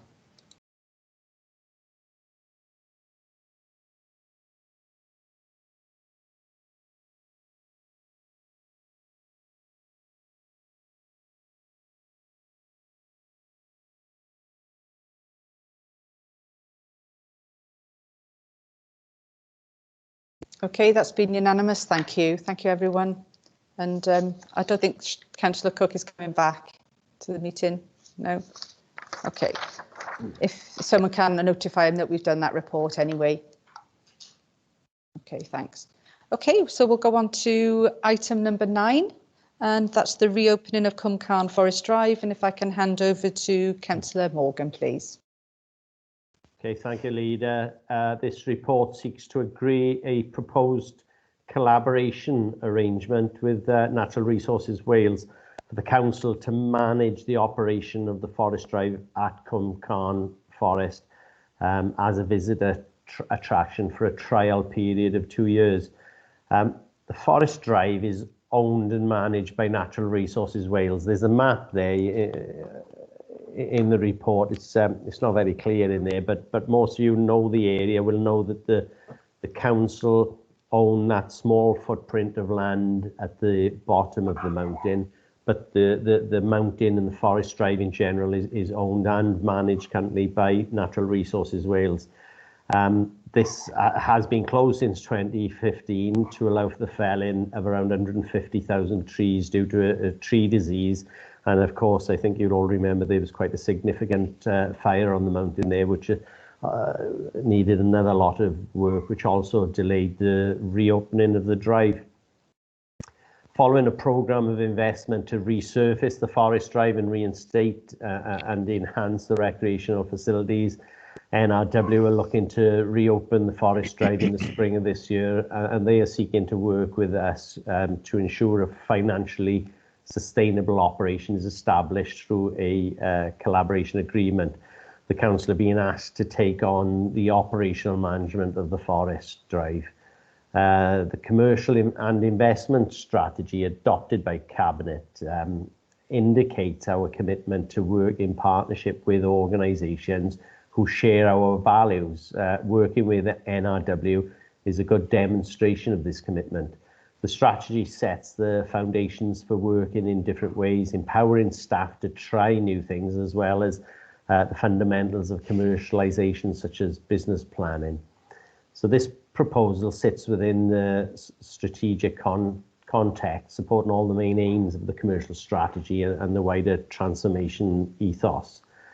As you all know, the commercial mind, social heart ethos. So the recommendations are that Cabinet permit officers to agree a collaboration agreement on behalf of the Council with NRW to support the reopening of the Forest Drive and to hopefully to achieve a financially sustainable operation of the attraction. And Cabinet endorses the recommendation of an admission price of £8 per car, £11 for minibuses and £25 for coaches, to include parking fees operated at Cwm Carn as part of the admission fee. Now, I will just say in support of that £8 entry is a rise on. There's been a bit of discussion whether it was £5 or £6, the fee when the drive closed, as I say, about 6 years ago. but that fee didn't include parking, so there's an additional £3 to park at the council-owned car park there. So the £8 in respect of inflation in 6 years, and the fact that it adds in the parking fee, I would suggest is a reasonable price to be asking. And as the business case shows, this is how we can make it a sustainable feature going forward. Thank you, Leader.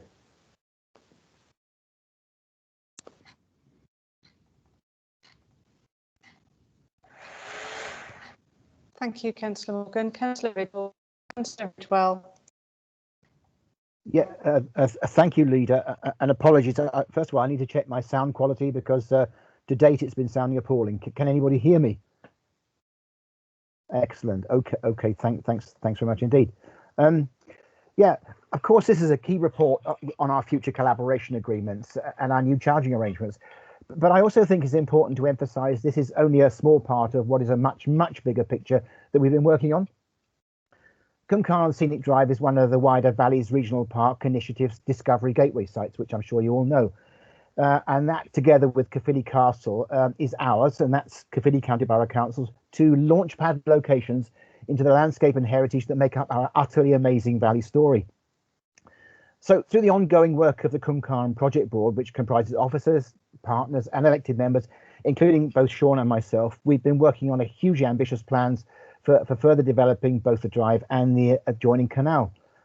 It's already been kick-started with a £450,000 grant from the Valleys Task Force, and we intend to create a really exciting, but truly exciting, I think, regional destination venue that will not only serve the residents of Caerphilly, but also attract tourists from the whole of Wales and beyond. And just to give a flavour of what this means, tourism alone is worth an estimated £134 million a year for the local economy, and it's responsible for over 1,600 jobs in the county borough. So you can guess I'm delighted to be seconding this report. Thank you, Leader. Thank you ever so much. Okay, I'd like to call in Councillor Etheridge now. Oh no, Rhian, did you want to come in and further add to the report, and then I'll call in Councillor Etheridge. Yeah, I think Paul Hudson's also on the call, and Paul's the author of the report, but just a few things to tease out from me, I think. Just touching on what Councillor John Ridgewell has just indicated, Cwmcarn Forest Drive obviously has been closed and very much missed by local residents during the duration it's been closed.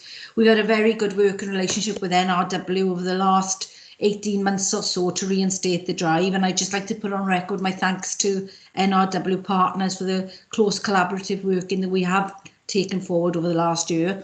We've got a really excellent working relationship there now, and I'd particularly like to thank Gemini Drinkwater, who's the person on the ground who's dealing with the public from an NRW perspective, in terms of engagement with people over the reopening of the drive, and she's been doing a marvellous work with people on the ground there and with the volunteers.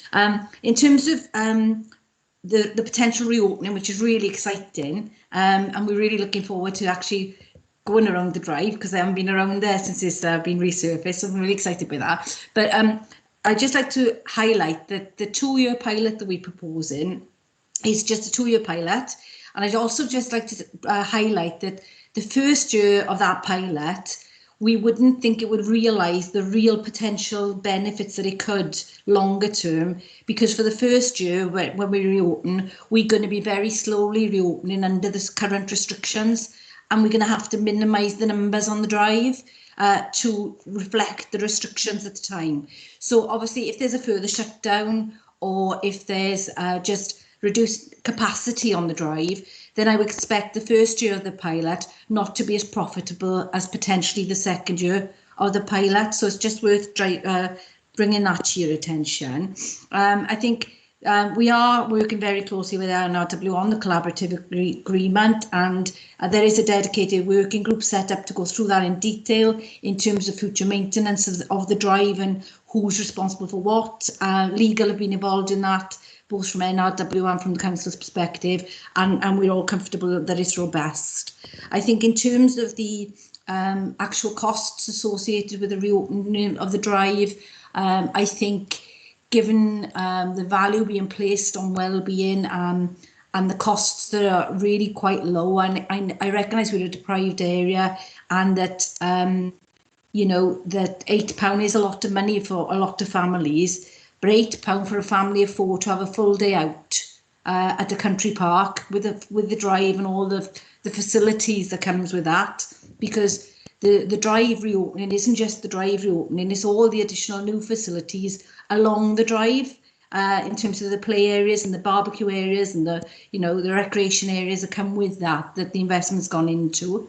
And then I'd just like to say that over the last couple of years, it's not just the £400,000 that was referenced, but we have in the process of investing £2.8 million in total into Cwmcarn, and when you go back then you see it reopened, you'll just see what phenomenal work the team have done on the ground, and Mike Owen and the wardens there have worked like dogs. They've been brilliant. So I just want to emphasise that really about the pilot being 2 years and the first year being the lesser of the two. And if Paul Hudson wants to come in and add anything, I'd like to call Paul in. Thanks.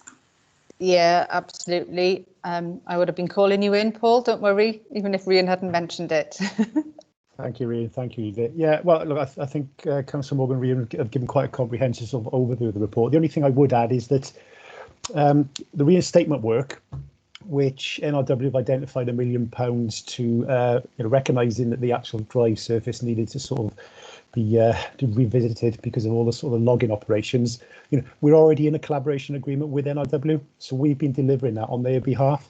So we've been meeting regularly. Our NCS team have been working very hard to get that programme underway. Work started back last autumn and should be complete within the next sort of 3 weeks. So, this is an evolution really of taking that working relationship which we've developed and harnessed, and hopefully we'll continue into the long term.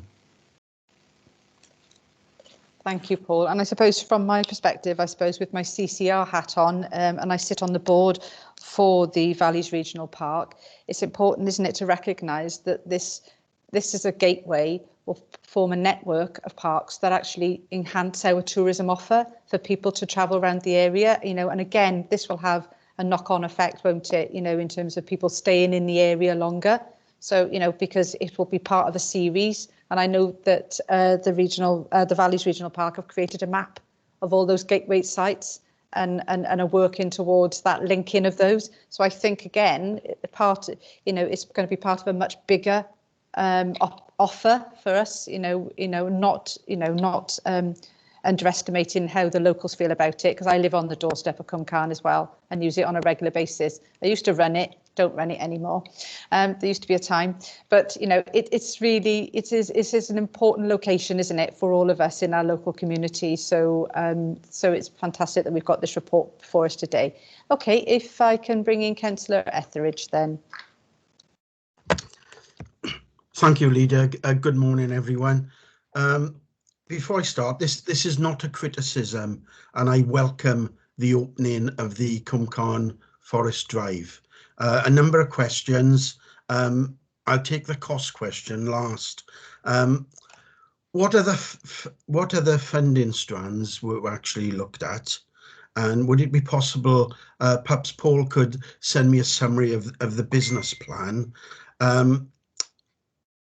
Views about the collaboration agreement being in place before the report is agreed.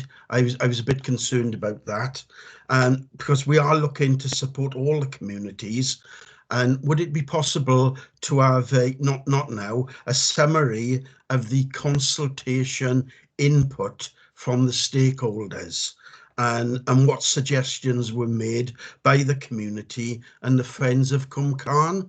And lastly, Leader, looking at the actual funding, the £8 per car and the £25 per coach, obviously, I'd like that reconsidered, but I appreciate that, there is a problem and there are other facilities there. I stand to be corrected on this. I understand that the people from Cardiff who access Cardiff Castle is free, because is as their council tax helps with the upkeep of the castle. And I wanted to ask Sean, has he looked at any measures for people who use the scenic drive who actually live in Caerphilly County Borough Council of a reduced cost?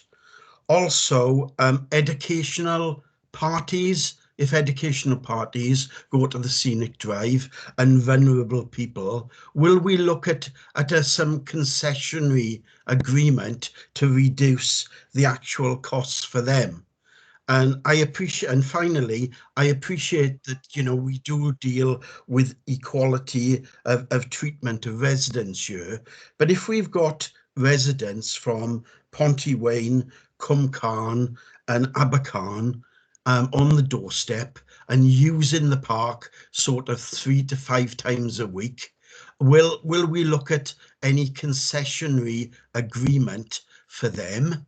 And will we look at like an annual yearly permit at a reduced cost? Thank you very much.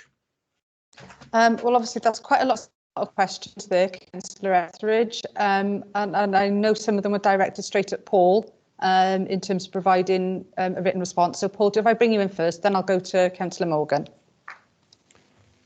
Yeah, thank you, Leader. Just going back to the last point, in terms of concessionary agreements, yes, there is that possibility of a season ticket. We're just discussing that with NRW at the moment. We're trying to look to see whether we can tie it in with the current arrangements that we have for our country parks. So there is a season ticket, there is a sort of a standard sort of fee. So if we can tie it in to be consistent with that, then we would hope to look at that. With respect to some of the other points in relation to the collaboration agreement, the collaboration agreement isn't in place before this report. We've been working on a collaboration agreement. It's not signed, it's not agreed. It's been something that we've been developed in the background. With respect to consultation, NRW basically have been consulting with the local community. It's still their asset. This report is about taking over the management of the drive. So the point of where we've got to has been the result of consultation through NRW in terms of how they've worked the consultation process. They've employed an engagement officer. Rian mentioned Gemini Drinkwater earlier. She's been meeting and engaging with the community, including the Friends of Cwmcarn over the last 2 years. She's got a very useful sort of spreadsheet of what the drop-in workshops and sessions that she held back June a year or so ago before COVID, just with a feel of what those local stakeholders want to actually see on the drive. So there are lots of useful ideas and suggestions, lots where people want to sort of see the direction of the Forest Drive go, and that's something that we will look to take on board. As Councillor Ridgewell mentioned earlier, the exciting future, the sort of the legacy project that we're working on in terms of developing the exciting plans going forward. There's an awful lot, and I'm sure I can send you a summary of that spreadsheet. It's just very much a list of a summary of the ideas that that are on the table from the local communities. In terms of the actual £8, the fee, you know, the charge, I think quite a lot has been sort of said about that in respect of where we're at with that sort of price, which I think represents good value for money for a family of 4. Thank you, Paul. Councillor Morgan. Yeah, I'd just like to add, thank you, Paul, for answering those questions. Just on the what you said with Cardiff, that they don't charge entrance. Well, this isn't something that is owned by Caerphilly or controlled by Caerphilly. It would be controlled in partnership with NRW, who are the owners of the greatest piece of this land. So everything that has to be agreed with NRW, and when it comes to consultation, as they mentioned, that NRW has actually put an officer in place to constantly consulting and taking on the opinions and views of the people in the area and the people who use the site and the people who remember, this is a charge for driving a car around the site. The site is still open and free to use for walkers and cyclists and anybody who wishes to walk up there and have a picnic and what have you. We take a lot of representation from the open access groups. We got the Cwmcarn Supervisory Board, which meets on a regular basis. I believe Andrew Whitcomb is the chair of that now, and they're always working with NRW, local residents groups and the local access groups and what have you. Internally, we've got a Cwmcarn project board, which is about building up projects within the site. And as has been mentioned, there's been a Friends of Cwmcarn group who've been more than anxious to open the site up. As I've mentioned in the beginning, that was pushed back a bit because of the unfortunate, it was a fire on the mountain which knocked everything back. Other things, you know, the COVID pandemic has got in the way of the reopening, but finally we are there. I've met with the Friends of Cwmcarn group on a number of occasions. They're a very enthusiastic group, and all this is, I believe, part of the consultation. I would also say that Rhiannon Passmore, the member of the Senedd, has turned up to some of these meetings, as she has also shown how anxious she is to see the Cwmcarn site opened again for her residents. So thank you for the questions anyway, Councillor Etheridge. Yeah, finally, Leader, education and vulnerable people, if they do visit the site, will we look at sort of a concessionary, you know, arrangement for them? That's my final question. Perhaps Paul could answer. Yeah, sure. I'll bring Councillor Morgan first and then Paul.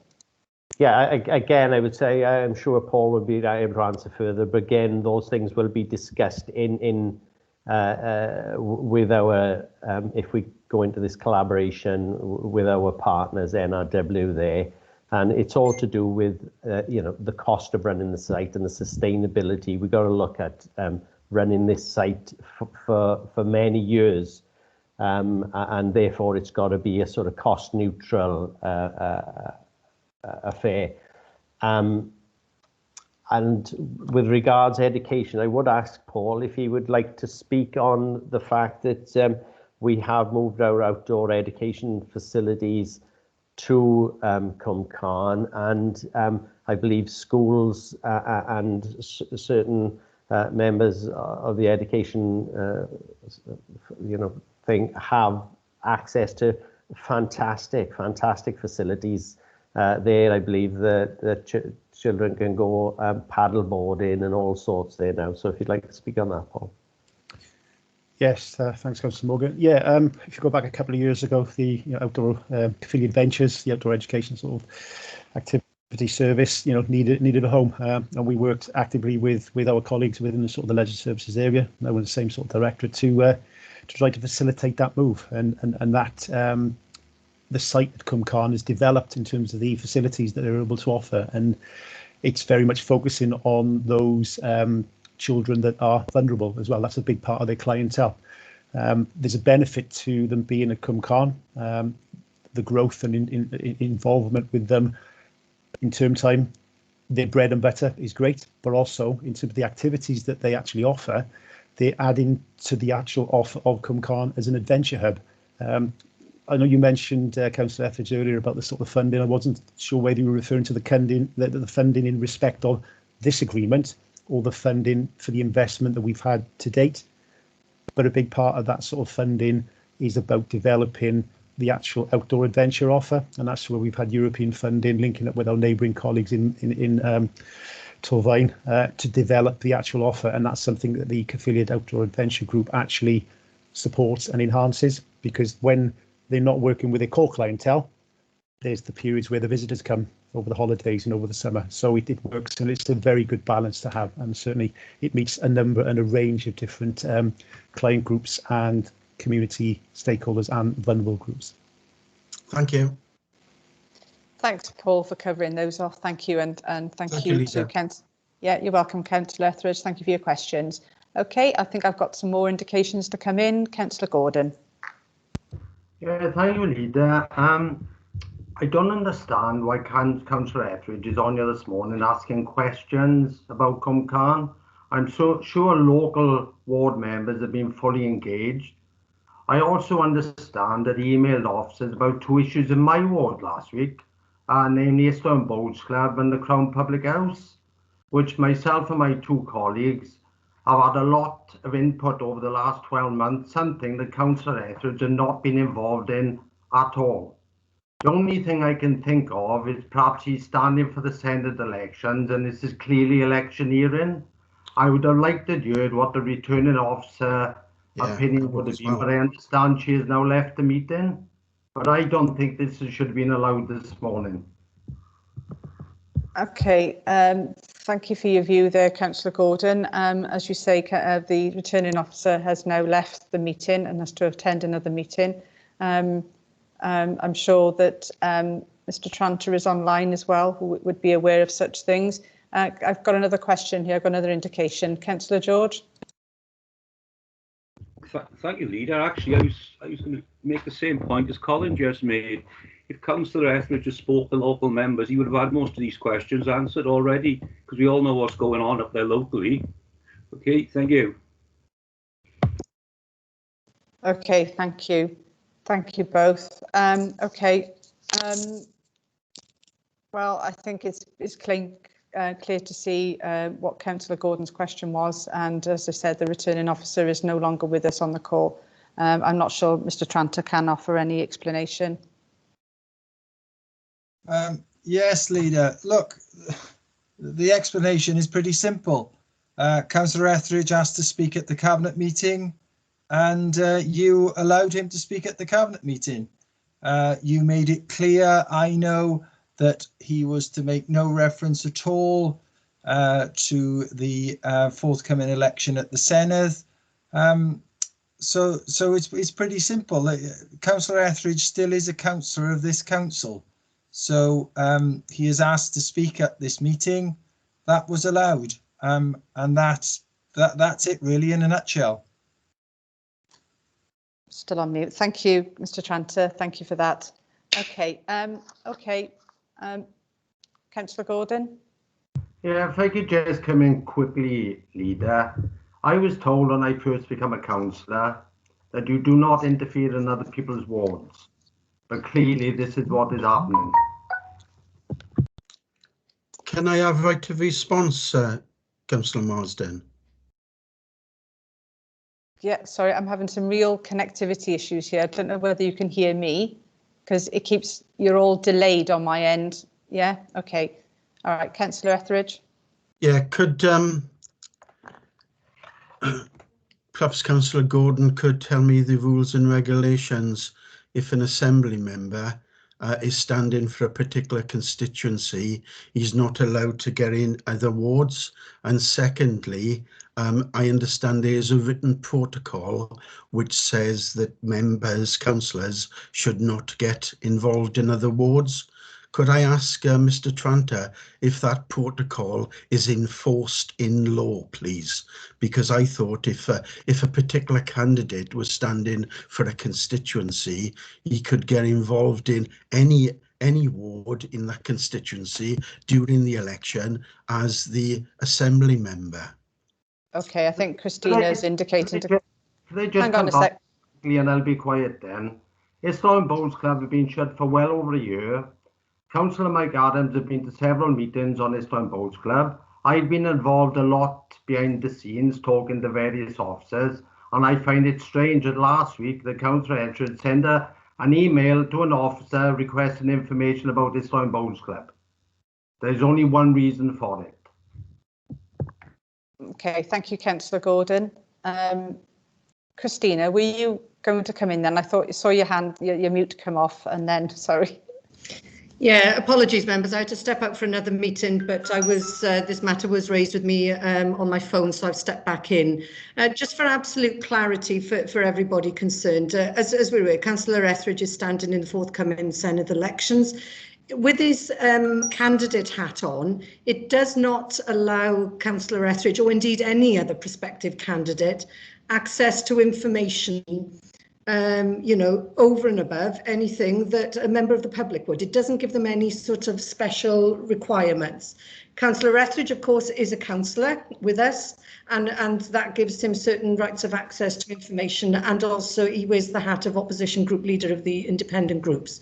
So, you know, Councillor Etheridge is here today as an elected member speaking on the report. Anything outside of that, you know, and that equally applies to you as cabinet members in any sort of candidates that you are supporting for the forthcoming election, that is out of bounds for this meeting and indeed any other public meeting. So, you know, I'm making that with my returning hat officer on rather than my chief executive hat. So hopefully that provides clarity all around. Thank you. Thank you, Christina. It does. Thank you very much, Christina. Okay, then if we can have the voting form then for the this report, please.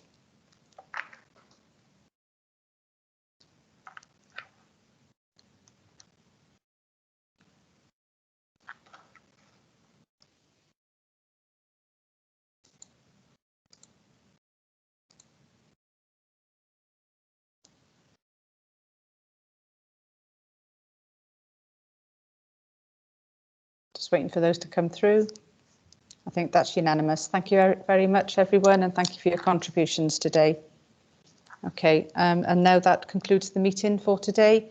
And if we can stop recording, please, Charlotte. And if I can ask the Cabinet to stay on at the end.